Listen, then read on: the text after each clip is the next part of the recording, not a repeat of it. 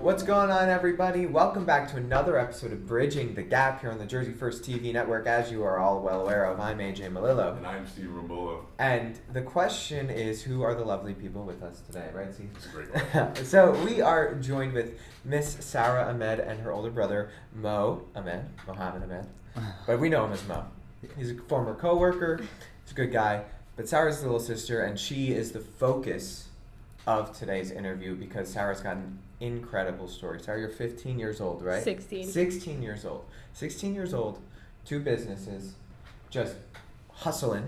But the whole family hustles. Let's not kid ourselves. And I'm sure that she will tell you all about her inspirations, what got her started. She's going to talk about her businesses. I can't wait for this interview. And I think that this is a great story for people to hear. A young girl, a 16-year-old girl, still in high school, and you know you're getting things done. You're doing what you want to do, and I think that's awesome. Thank you.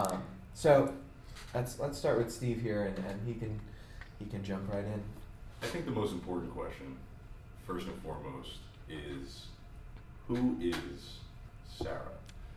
Like, take us from the jump. Tell us about your childhood, growing up here, and sort of what led you to this moment. All right. My name's Sarah. I'm 16 years old. I'm a student at High School East. I'm finishing my sophomore year of high school. I grew up in Toms River with my whole family, and ever since I was really little, I've always been like obsessed with arts and crafts and baking. And you can ask my brother like all the time, just like making stuff. Like even if it was gross, like as long as I was in the kitchen, I was always happy. And one day, like I was just in the kitchen baking cake pops for my friend's birthday. And my brother was like, what are you doing? Like, why don't you sell these? And I really didn't want to because I was just like, oh, it's just like a hobby. And then he started posting about it on social media, and his friends were all interested. And then it started when I was 14 years old. My birthday's March 3rd, so the Valentine's Day right before my birthday, before my 15th birthday, I got about like 60 orders. 60 boxes? Yeah, 60 boxes of cake pops. Each cake pop box had 5 cake pops in it. And they were being sold for about $10 each. And everybody would just come to my house and pick them up. Or Mo would drop them off. And it just became like a passion of mine. Because it's always been a passion of mine, but then it turned into a business. I think that's how a lot of businesses start too. Yeah. It's like you find this passion for something that you really like, and then you realize along the way, maybe your brother points it out, right? That hey, like if I'm putting my heart and soul into this, if this is something that I want to do, like there's no reason that I can't make a little money doing it, right? Yeah. And that's a big help. And I think that what's so cool about the whole thing is that it was just like, oh, I like doing it. You know, I don't want to make money off of it. And then you get this opportunity and you take advantage of it. And so what's one piece of advice for somebody that might be younger than you or even older than you about, you know, taking that opportunity? Don't like be afraid to just go for it. Yeah. Like, my biggest thing was, like, I don't want to post about it. Like, I don't want to look stupid. Like, I don't want to get made fun of for, like, posting about it. Like, oh, like, you're 15. Like, that's not going to go anywhere. So just, like, go for it was my biggest thing. Like, that's what Mo even told me. Like, I was like, I don't want to post about it. I don't want to look stupid. Like, this isn't a real thing. And then it, like, turned into something huge. Yeah. Well, and I think what's interesting about that, too, is this particular generation, right, Gen Z, is the first real social media. Like, we're very in touch with this.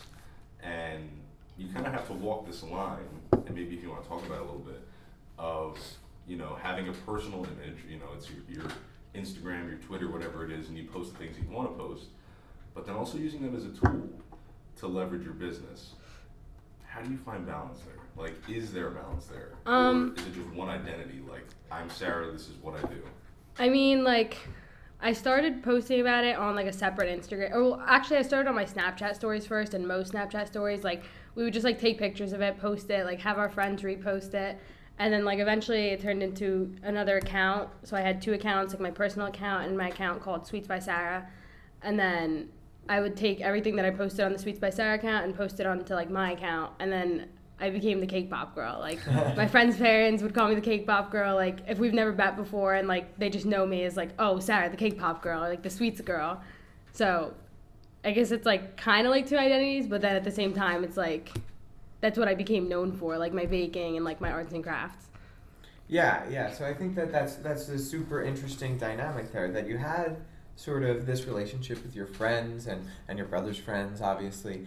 And then that turned into you getting recognized by people that you probably don't even know as, oh, Yeah. that's the girl that makes cake pops, right? Yeah. That's really fun. That's interesting. And I think that, so though, to go off of Stephen's point, right, that we are the first generation that has all the goods and the bads that come with social media, right?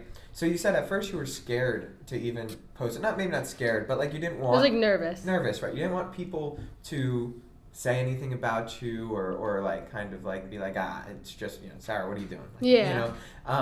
Let's talk a little bit about that anxiety, because I think that's important. That's what a lot of people feel. They're scared to show their true selves, right? So, I mean, you said to just go for it, but what got you over that hump? Like, what pushed you to just go for it? I think what pushed me to go for it was not the first time I started selling it. Like, the first time I was still like, I don't want to post. Like, it's not like a huge thing. But the second time, like, after everybody saw me doing it, like, the comments that I would get, like, people would be like, that's awesome. Like, you're 16 or 15 years old, like, doing that. Like, it's so cool. I wish that I had the opportunity to do that. Like, I wish I was talented enough to do something like that. Like, pursue something like that. And I think that like all like the positive comments that I got was what got me to just be like, all right, like whatever, like it's not whatever anybody has negative to say about it doesn't really matter, and it's all the positive, and it's a positive for me, and it's getting me somewhere in life, and it's a successful business. So that's kind of like what got me to be like, this is my thing. Like, I don't really care what anybody has to say about it. Yeah, I think that's awesome. I think that one thing that a lot of people struggle with is like, and it's really it's deeper than any like individual. I think it's like pretty natural to do this. Is you could get 10 positive things and then one person says that one negative thing, and that's what you think about. That's what you get stuck on, right? So I think it's really mature of you, and I think it's really awesome of you to recognize like people are going to have negative comments. It doesn't matter what you do. You could be literally a saint, okay? Like, nicest person on the planet, Mother Teresa style, right? And people are going to say some negative things about you, and you just got to ignore it, and you got to take it with a grain of salt and take that positive. And I think that's really mature, and that's a really awesome thing for you. Thank you. Yeah. So I think a good transition here would be, I mean, we're two college graduates sitting at a table interviewing somebody who's still in high school, right? So like think about that for a second and what that means. Clearly that maturity comes from somewhere. Would you say that your brothers, your parents, your home life, your friends, what pushes you to be that? Because it's not normal for a 16-year-old to have a business, let alone two businesses, and be so passionate and so just confident about it. I'd say my family. I'd say that I come from a family of super hard workers and people who push me to be my best, and especially Mo, like literally like drove me around to go get the materials, and when I said I didn't want to do it, he was like, come on, just do it. Like, you can do it. Like, he would post about it more than I would. Like, I'm sure you saw it on his stories all the time. Like, his friends would message me about it, and even his friends were super supportive. Like, they would message me saying like, oh my God, my family loved the cake pops, like my family loved them, and like I think that's where it came from, just like growing up around such a positive group of people. So Mo, if you don't mind, can I ask you, why is it so important that you push your sister that way? I'd say because I want her to have something that's her own.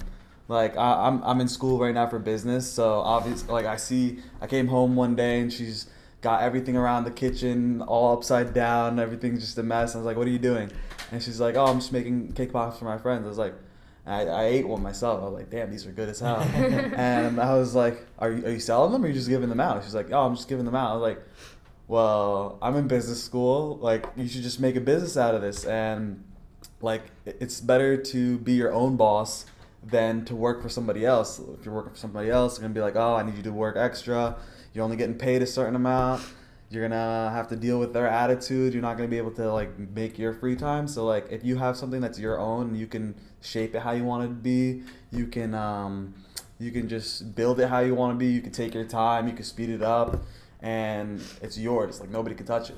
Yeah, I think Mo, I think there's two things that I want to hit on. One is something that you said that I think is really important, and another aspect of Gen Zers that whenever research is done on Gen Zers, they realize that about them, and it's in the millennial generation too, but it's even bigger for Gen Zers.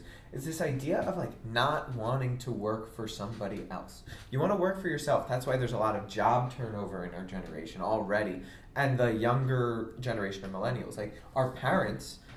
A lot of that generation, like they stayed in the same job for their whole lives, and that's what people did for decades and generations prior. But I think that social media plays a role in that, and just the way that society and technology has changed. It's like, well, why do I want to work for somebody else when I can work for myself? And bigger than that, now after COVID, it's like, why do I want to go to some office somewhere when I can work from home on my computer and look out at the beach? Right? Yeah. So I think that that's a big thing, and I think you hit it right there. It's like, why would you work for somebody else? Why would you work for free, first of all, and then why would you work for somebody else? Exactly. But I think the second thing and the bigger thing, and something that Steven and I 100% we can relate to. I'm the little brother. Steve's the big brother, right? You're the little sister. Yeah. You're the big brother. There is something so awesome and special about that type of relationship that I know that I have with my brothers, and I know Steven has with his sister, where it's like my big brother went to business school too, right? And one of my two brothers, and he's the same way as you are. If he saw me doing something, he'd be like, first question he always asks, "You getting paid for that?" Right? That's the first thing he asks. So I think that it's so awesome that you can push your sister and you can be there, and I think that is a really important relationship that we should highlight. Yeah. Is how important your siblings are in your success. We talk about parents a lot, but I don't think we give siblings enough credit. Yeah, I I think agree. they're pretty I'm important. with Yeah. So Yeah. I commend that, and I think that relationship is important. So I got one more question for you, Mo. Okay. Sarah is 16 years old. You've obviously known her for the last 16 years. Yeah. Have you always seen this type of spark in your sister, or like did you know she was going to do something, whatever she did? Or if you ask my brothers, like I was a brat growing up. Yeah. I'm kind of shocked at how I turned out. Like, Yeah. How do you Yeah, say? honestly, like I didn't see this coming, but like I knew she was good at stuff. Yeah. She was a brat when she was growing up. That's 100%. But like she said, she was always in the kitchen. Like she was always just like making just random stuff. Like she'd Right. see maybe she'd see like a video of like these cinnamon cookies, and then she'd just like make them. Like the first time they wouldn't come out great, second time they'd come out amazing. And I mean, I'm the test dummy, and I get to eat them, so I'm not complaining at all. So I always knew she was just like, she was good at making desserts, and then she started making, the one time when she was making the cake pops, she just made so many, and I was just like, it just like sparked in my head. I was just like, this could be a little business, and then here it is. It's a little business now. So like, I knew she had something, but I didn't see it turning into two businesses. Yeah. Well, it's perfect that you mentioned two businesses. So can you tell us a little bit about transition from cake pops to clothes? So for my 15th birthday, like I said, I was always like obsessed with arts and crafts and stuff. So for my 15th birthday, I asked Mo to get me a Cricut, which is like this machine that like cuts stuff out, draws stuff. Like you just upload it into the app and the machine cuts it for you. And one day, one of the football players, I'm the football manager, and he drove me home from football every day. So I was like, what's something I could do to like give back? So I was like, oh, like I'm gonna try to make a hoodie. And I've never made anything with the Cricut like that before. So like it was my first run, and it turned out so cool. And like the design was my own, and I came up with all of it.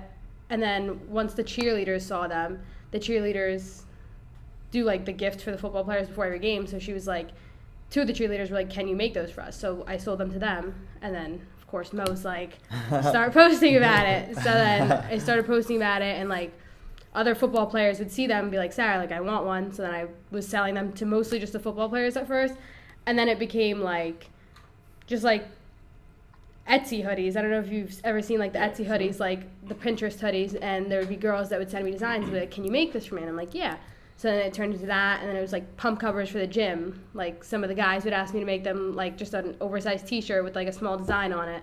And then it became something again. Like my friend's mom got a lacrosse hoodie for me, like a mom hoodie, And it's just like those hoodies that you see online that like you want that are like $100. People send me the design and I can make them for them. Yeah, it's so awesome. It's just like it's so cool to see. I mean, you're not that much younger than us, but it's like, I mean, we're friends with Mo, obviously, so it's like seeing this little sister, this younger girl, like, and just finding these passions and just like making something out of it. And I think that's so awesome. I really don't have a question. Thank you. I'm just blown away. It's so cool. Thank you. So I think what I'll ask is, you guys, you have this special relationship, you know, familial, and it seems like a lot of your customers are based in your community. So can you talk a little bit about what that maybe means to you? Because you are, as any good business owner, providing a service to your community. Yeah. So do you get fulfillment out of that? Like, is it the coolest feeling in the world to Yeah. walk down the hallway and see somebody wearing a t-shirt that you made? I absolutely love it. Like, I'll walk into class and see like somebody wearing something I made, and I just like, I'll laugh. I'll be like, that's crazy. Like, I made that. Or like walking to a lacrosse game and seeing my friend's mom wearing a hoodie that I made, and like seeing people walk past me like, oh my God, I love your hoodie. Where'd you get it? And then she'll just point to me and be like, right there. And like, just like walking into the gym, seeing somebody working out and something that I made is so cool, because there's so many other big brands that you see people at the gym wearing, and there's also people wearing like something that I made. It came out of my house. Like, I put my time and effort into it, and like people love it. And it's like just seeing the face, like the smiles on people's faces, and they're like, oh my God, I love this. Like, it just makes me happy. Yeah.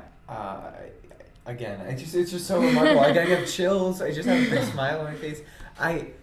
I think that what's so incredible about it is the fact that the community has embraced it so much, and I think that that's so cool. And I always loved that about, you know, the shore area that we grew up in, is that if somebody does something like, and people think it's cool, like they're going to embrace it and they're going to proudly wear it. So, you know, you have a couple of years before you go to school and do all of that stuff. So eventually, how cool is it going to be that your friends are going to have these things and they're going to go to wherever they go? Let's say one of those football players goes to, you know, some big school, goes to Alabama, right?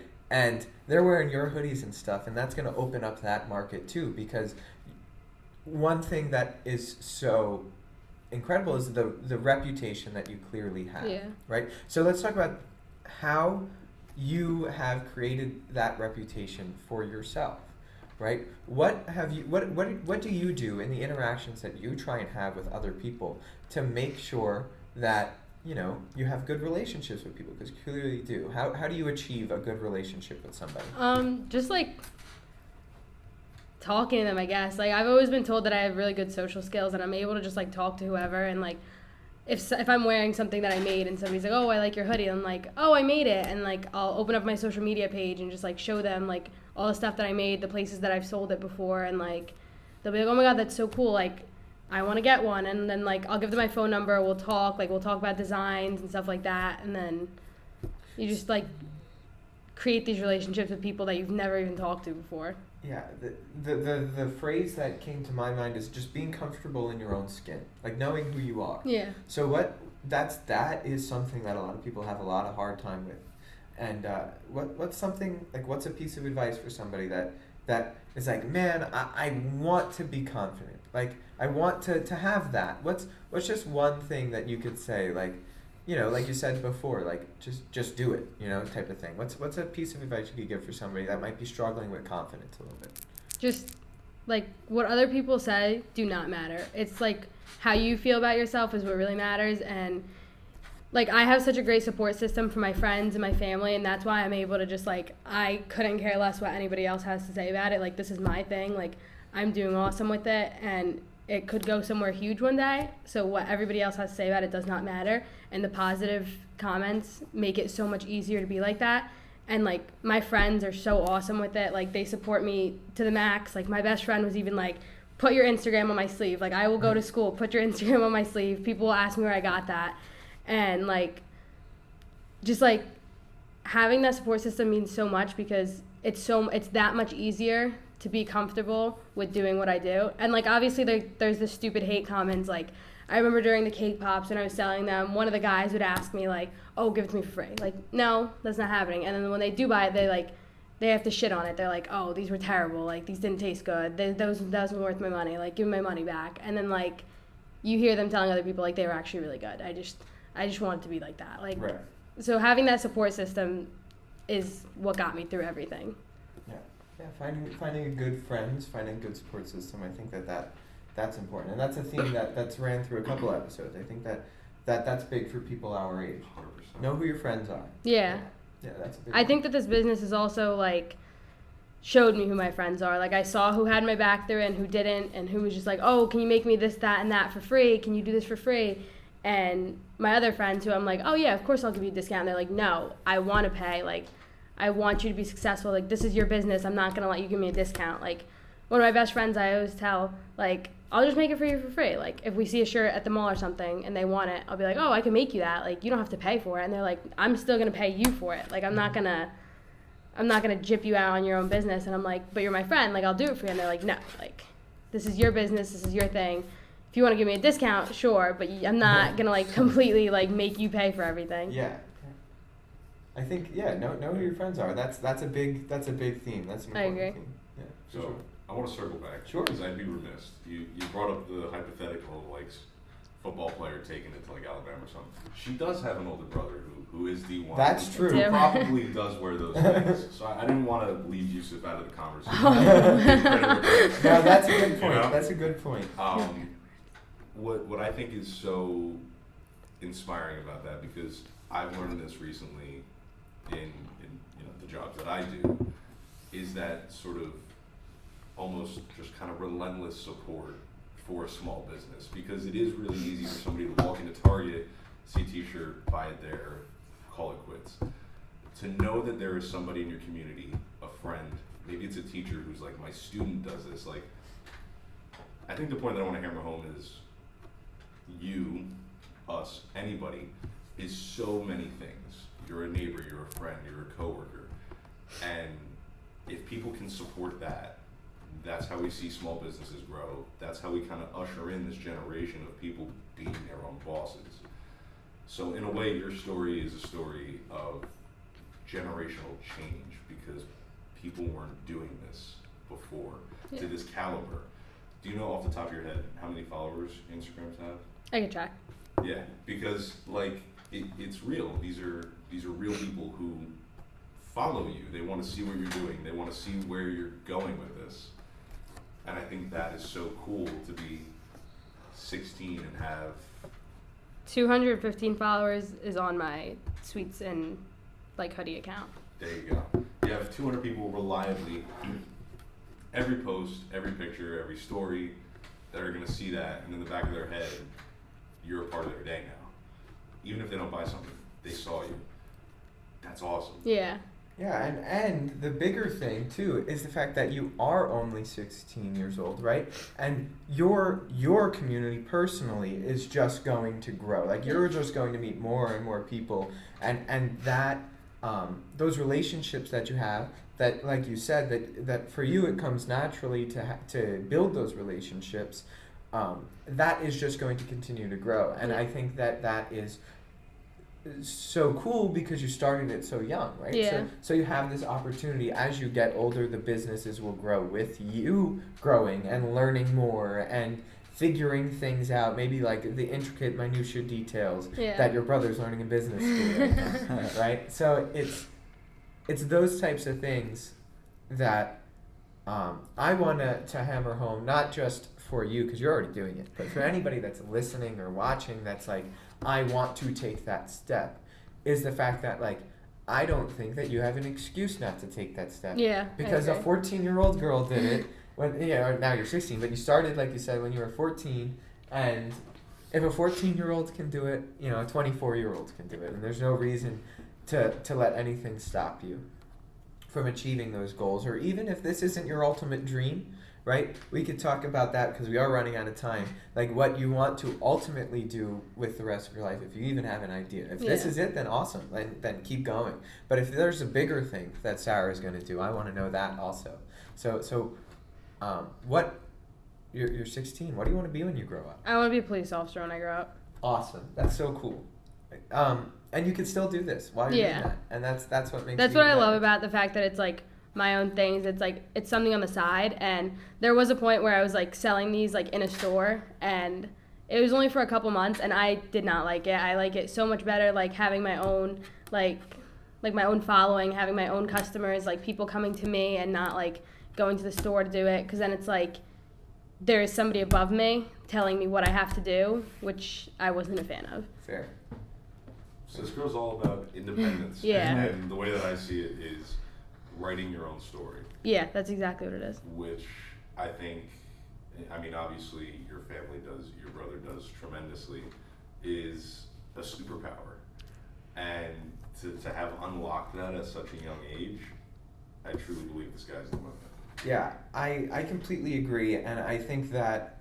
So are you the youngest, or I am. You're the youngest? Okay, so I think that I'm also the youngest. I know that. I don't think that. I am also the youngest. But what I was gonna say is, I think that being the youngest, we benefit from something that our older siblings don't have, and that, and I'm sure you agree, is you learn everything through the mistakes that they made. Yep. Right? So you see maybe all of the good qualities and attributes that your brothers have, and you see also all of the things that maybe those personality traits led to negative consequences. And you and I also were able to figure this out at such a young age because you had such a strong role model, Yeah. right, above you. And I have so many. I'm one of 6, so I literally Oh, have even better.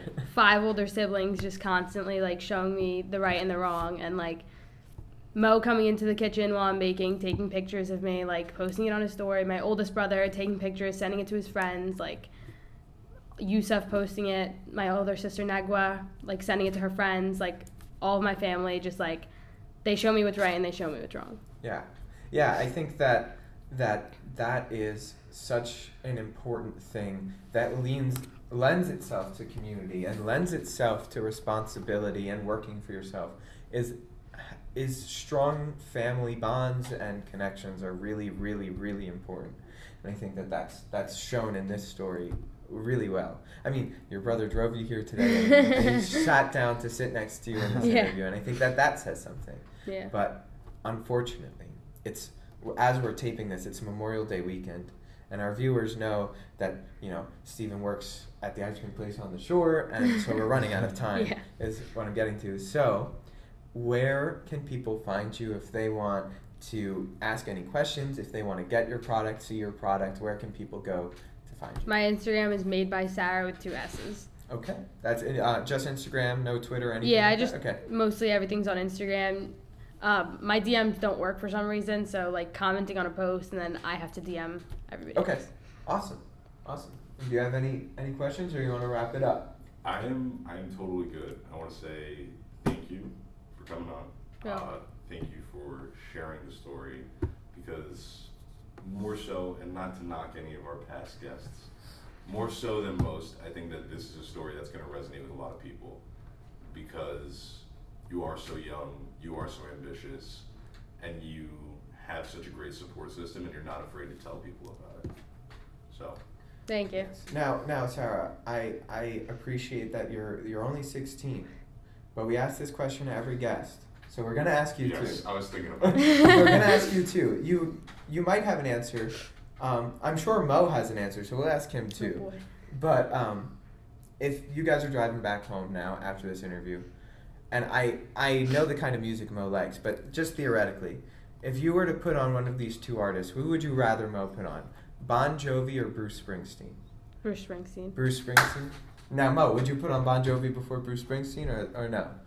I'd probably put Bruce first. All right. So Great. these are seasoned people. All right. So with that, thank you for tuning in to another episode of Bridging the Gap here on the Jersey First TV network, and we hope to see you all next week. I'm AJ Malillo. I'm Stephen Rombolo. And we'll see you next week, like I said.